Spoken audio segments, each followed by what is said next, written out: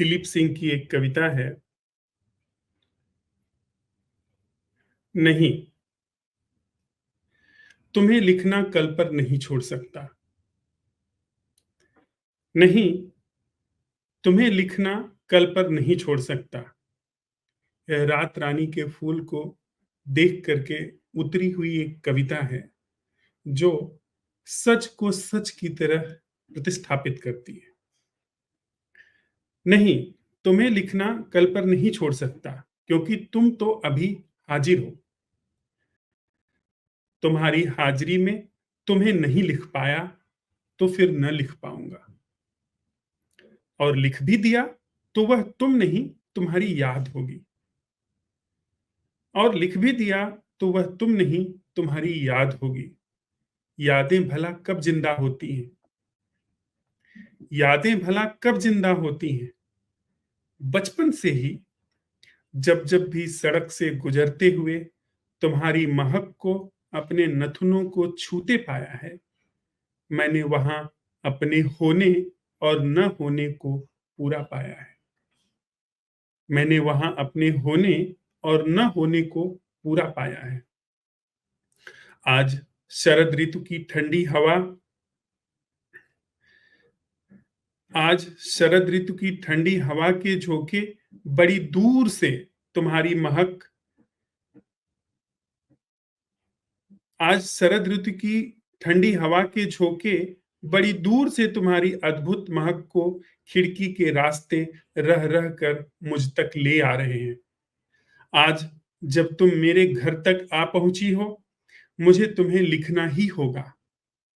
पर सोचता हूं, क्या तुम्हारी हाजिरी में भी मैं तुम्हें लिख पाऊंगा? क्या इंसान की बनाई भाषाओं में इतना सामर्थ्य है, जो तुम्हारी सुगंध को अपने आकार में समेट कर बांध ले? मेरे मैंने तुम्हारा नाम रात की रानी सुना है, पर संदेह करता हूं कि तुम्हें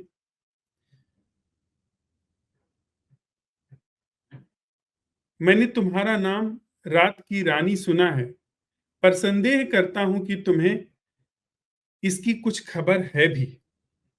रानी शब्द से मेरी समझ किसी महल या मुकुट पर ही जा ठहरती है, पर पाता हूं न तो तुम्हारे सिर पर मुकुट है, न ही किसी महल में रहती हो, फिर भी रानी कहलाती हो। रखने वाले ने तुम्हें जी कर ही रखा होगा तुम्हारा नाम। अच्छा है, तुम्हें खुद को जरा सी भी खबर नहीं। तुम्हारे फूलों से निकली दैवीय सुगंध की खबर होती तो तुम शायद महक ही न पाती। समय को ठहरा देने वाली तुम्हारी मादक महक को लिख पाने की मेरी हर कोशिश नाकाम ही होगी।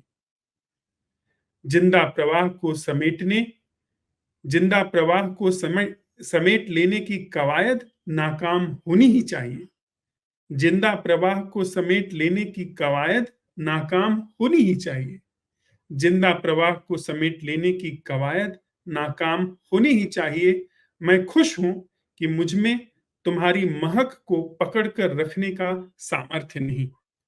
मैं खुश हूं कि मुझ में तुम्हारी महक को पकड़ कर रखने का सामर्थ्य नहीं। इसी में तुम्हारी खूबसूरती जिंदा है। इसी में तुम्हारी खूबसूरती जिंदा है। किसी भी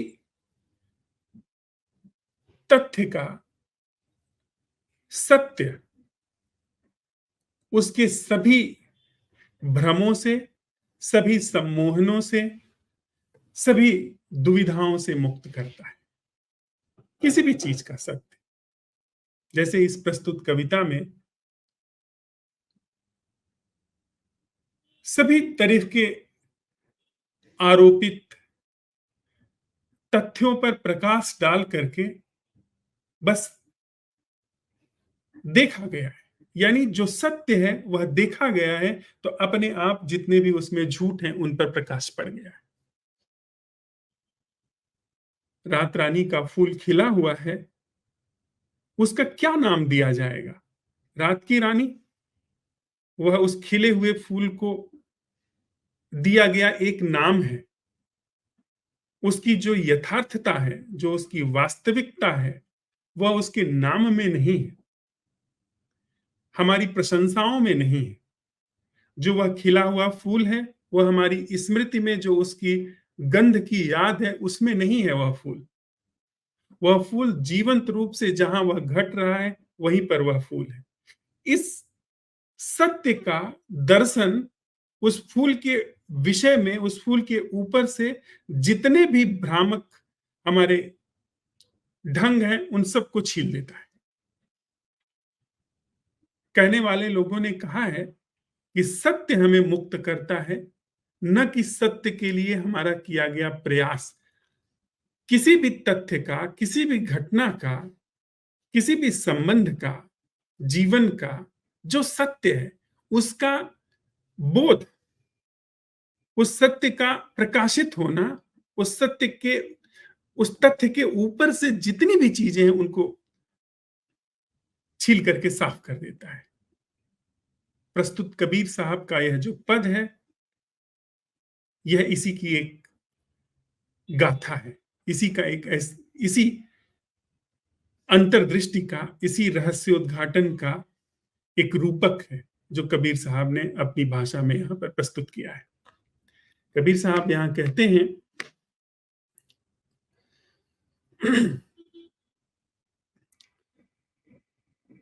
जब लग सिंह रहे बन माही, तब लग वह बन फूले नाहि। जब लग सिंह रहे बन माही, तब लग वह बन फूले नाहि। एक रूपक वो ऐसा ले रहे हैं कि एक जंगल में जब तक सिंह है, जब तक शेर वहां पर विद्यमान है, तब तक वह वन फलता फूलता नहीं है। अपने जीवन में हम लौट करके आए, जीवन का जो वन है, उसमें जब तक यह मैं है, अहंकार, ये मैं का एहसास, जो कि राजा बना हुआ फिरता है। हम लोग अपने जीवन के राजा हैं ना। जब चाहते हैं, जो चाहते हैं, जैसे चाहते हैं, अपने जीवन को दिशा और दशा अपने सामर्थ्य के अनुसार देना चाहते हैं, देते रहते हैं। सारे जीवन हम अपने को कहीं पहुंचाने, कहीं बनाए रखने की जद्दोजहद में पड़े रहते हैं। उसी को कबीर साहब कहते हैं सिंह।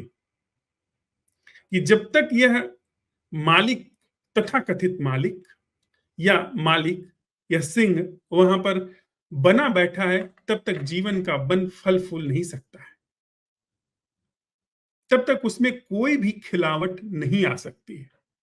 उस सिंह की उपस्थिति, उस अहंकार की उपस्थिति ही सभी तरह की संभावनाओं को कुचलने के लिए, सभी तरह की संभावनाओं को निर्वीर्य करने के लिए काफी है। और वही हमारे जीवन में हो रहा है। हम चाहे अपने को कितना भी सम्मोहित कर लें, चाहे भी एक दूसरे को सुझाव दे दे कि नहीं, आपके जीवन में बड़ी उपलब्धियां हासिल हुई हैं, आपने बहुत नाम कमाया है, बहुत समृद्धि कमाई है, पर असल में भीतर कुछ भी नहीं होता है। भीतर खिलावट जैसी कोई घटना नहीं घटती है। भीतर हम वैसे ही दबे कुचले कुढ़े पिटे इंसान सिद्ध होते हैं, जैसे इन सब चीजों में जब जाने की कोशिश कर रहे थे, अपना करियर शुरू कर रहे थे, तब थे। बल्कि बच्चा पैदा होता है तो थोड़ा ज्यादा ही प्रफुल्लित होता है, लेकिन जब तक हम बूढ़े होते हैं और मृत्यु के कगार पर आने तक हम लोग बिल्कुल भी मुरझा जाते हैं। सब तरीके के विषाद, अवसाद, चिंताएं, संताप हमको घेर लेते हैं। यानी हम, अगर कोई हमारे खिलने की संभावना है, जैसा कि कबीर जैसे लोग प्रकाशित करते हैं कि निश्चित है, उनके जीवन को देख करके भी ऐसा लगता है कि निश्चित ही इंसान यहाँ पर फूल की तरह खिल सकता है। उसकी गंध और होगी, उसका सौंदर्य कुछ और होगा। उस सौंदर्य के, उसकी गंध के, उसकी जीवंतता के और श्रेष्ठतर तल हो सकते हैं, लेकिन खिलना निश्चित संभव है। कबीर साहब को देख करके तो ऐसा ही लगता है, उनकी जीवन गाथा को समझ करके कि ऐसा ही लगता है। वही कबीर साहब यह बात कह रहे हैं कि जब तक यह सिंह, यह करता धरता, यह करने वाला, यह मैं जीवन के जंगल में है, जीवन का जंगल फल फूल नहीं सकता है। यह बिल्कुल कठोर बात है, इसमें कोई इफ बट नहीं है। जब तक मैं करता धरता हूं अपने जीवन का, तब तक जो भी मैं कुछ करूंगा वह आभासी ही होगा। वो सारी उपलब्धियां आभासी ही होंगी। वो यथार्थ के धरातल पर कोई प्रस्फुटन नहीं होगा, खिलावट नहीं होगी। एक व्यक्ति सम्राट भी अगर हो जाता है तो उसकी महिमा उस व्यक्ति से बिल्कुल भी हेठे होगी, कोई तुलना ही नहीं होगी जो आत्म जागृत है।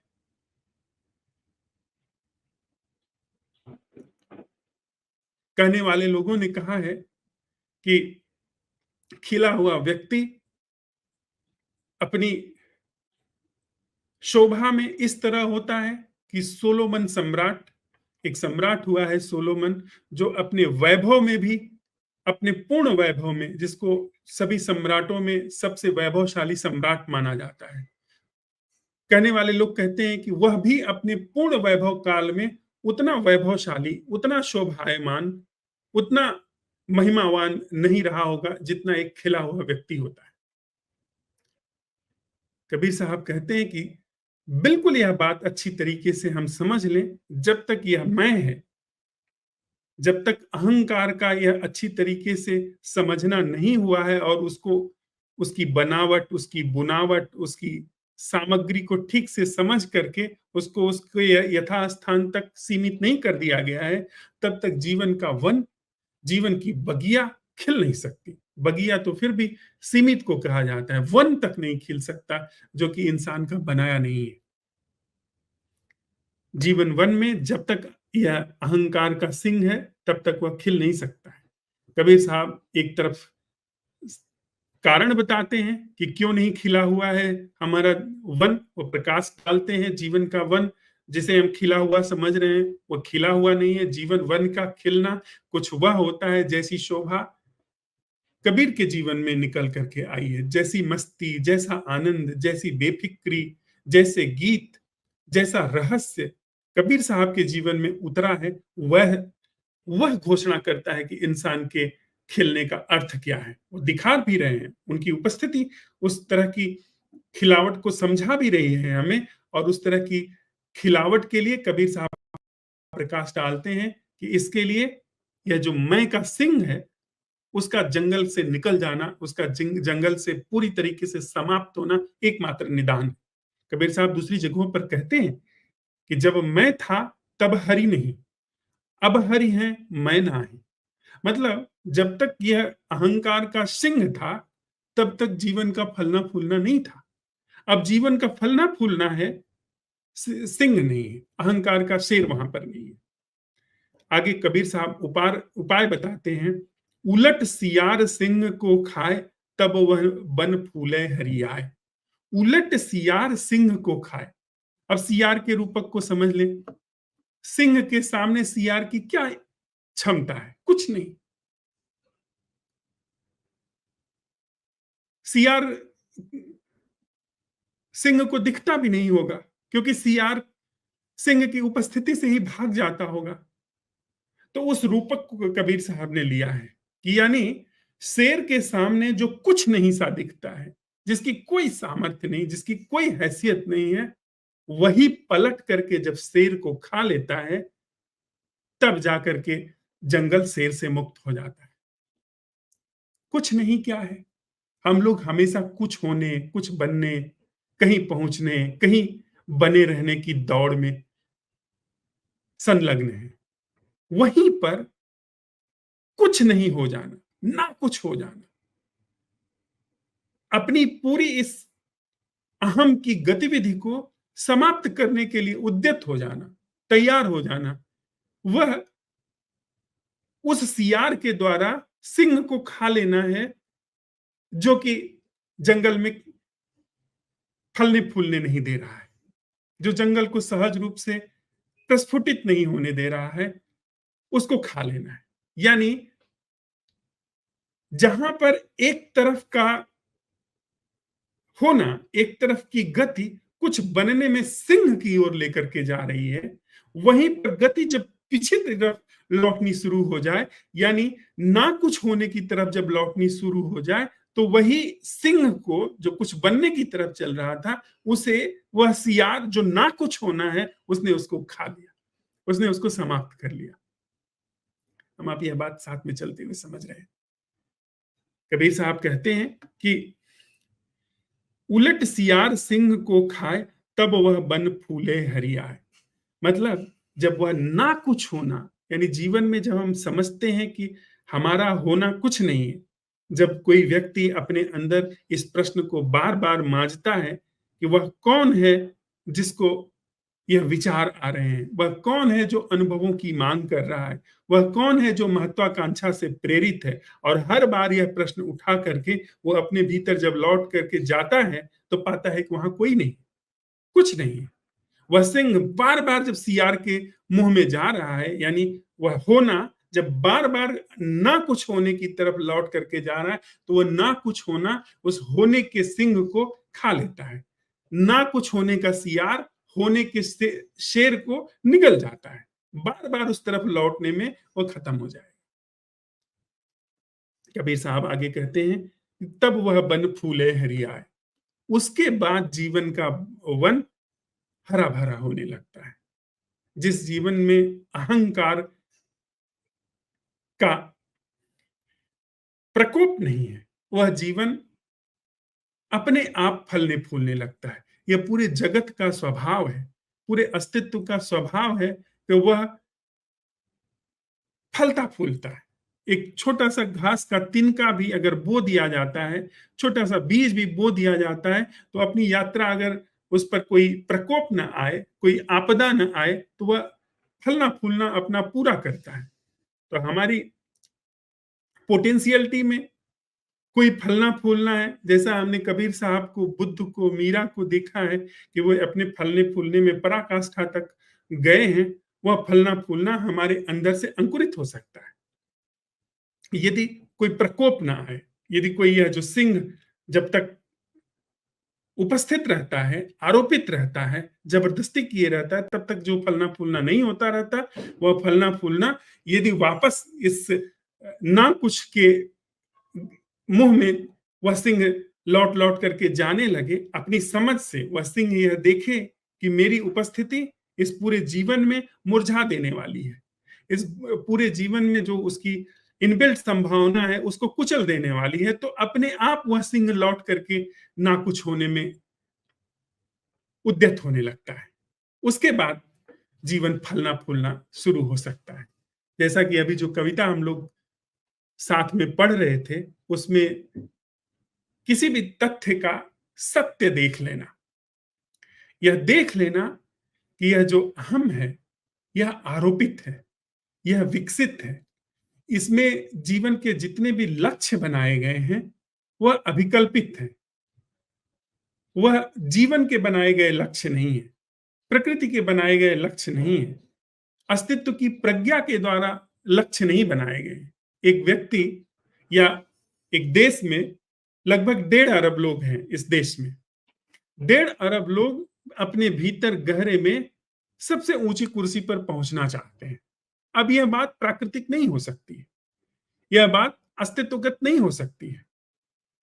देश में सबसे बड़े धनपति होने की आकांक्षा हर व्यक्ति के अंदर है। अब यह बात ऑर्गेनिक नहीं हो सकती है, नैसर्गिक नहीं हो सकती है। प्रकृति ने इस तरह से चीजें नहीं बनाई हैं जिसमें दौड़ करके 1.5 अरब लोग एक ऐसी कुर्सी पर बैठ जाने की कामना से भरे, जो कि उन्हीं के द्वारा बनाई गई है, उन्हीं के द्वारा कल्पना करके उसको बनाया गया है। उसी की भाग दौड़ में वो लोग लगे हैं, मान की, प्रतिष्ठा की, पुरस्कार की। इस धरती पर 8 अरब लोग हैं, न जाने कितनी संस्थाएं इनमें काम करती हैं। परिवार संस्था है, जाति संस्था है, विवाह संस्था है, या विवाह संस्था का न होना है, न जाने कितने धर्म हैं, न जाने कितनी संस्कृतियां हैं, न जाने कितनी सभ्यताएं हैं, न जाने कितने राष्ट्र हैं, न जाने कितने वाद हैं। यह अस्तित्व का ढंग नहीं हो सकता है। अस्तित्व इन ढंगों को पैदा करके आपस में युद्ध नहीं करवाना चाहता होगा। क्यों अस्तित्व चाहेगा कि मेरा एक हाथ दूसरे हाथ को लहूलुहान करे, एक हाथ दूसरे हाथ को चोट पहुंचाए। ये इस बात की सच्चाई को देख लेना, वह उस जगह पर आना है जहां पर आपस में द्वंद नहीं है, आपस में टकराहट नहीं है, लड़ाई नहीं है। तो किसी भी तथ्य का सत्य देख लेना, निर्ममता से उसको देख लेना, बिना आग्रह के देख लेना, बिना अपने को आरोपित आक्षेपित किए देख लेना, उस तथ्य के सभी भ्रमों से मुक्त होना है। ठीक इसी तरीके से जीवन में यह देख लेना कि जब तक मैं जीवन को कहीं लेकर के पहुंचाना चाहता हूं, जब तक मैं कुछ होना चाहता हूं, तब तक मेरे अंदर की जो पोटेंशियलिटी माइंड प्रोड्यूस्ड नहीं है, जो कंडीशनड समाज के द्वारा नहीं की गई है, जो कि अस्तित्वगत है, उसको अवसर नहीं मिल सकता है। जब तक मैं अपने जीवन की योजना, जब तक मैं संबंधों के सारे स्वरूप प्रारूप तय कर रहा हूं, तब तक संबंध का वह ढंग सामने नहीं आ सकता है, वह कौशल, वह स्निग्धता, वह खुशबू, वह सौंदर्य संबंध का नहीं उद्घाटित हो सकता है, जो कि नैसर्गिक है, जो कि प्राकृतिक है। संबंध की वो खिलावट करुणा मैत्री मुदिता के रूप में नहीं आ सकती है, जब तक कि हम किसी भी तरह की कवायद कर रहे हैं, किसी को चुन रहे हैं और बहुत लोगों को छोड़ रहे हैं, तब तक वह सब निखर करके नहीं आ सकता है। यह तथ्य देख लेना कि जब तक मैं यह तथ्य देख लेना कि जब तक जीवन के जंगल में यह जबरदस्ती वाला आरोपित शेर है, तब तक जीवन का वन फल फूल नहीं सकता है। अपने आप शेर का ना कुछ की ओर लौटना है, अपने आप शेर का सियार की ओर लौटना है।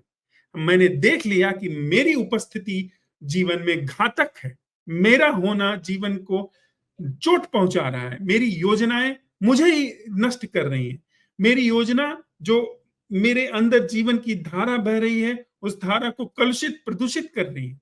तो अपने आप मैं अपनी जगह पर सिमटना शुरू कर दूंगा। अपनी आग्रह, अपने आक्षेप, अपनी जबरदस्तियां, वो सब समाप्त करना शुरू कर दूंगा। और उसके बाद अपने आप जब मैं नहीं हूं, तो जीवन का वन हरा भरा होने लगता है, फूलने लगता है।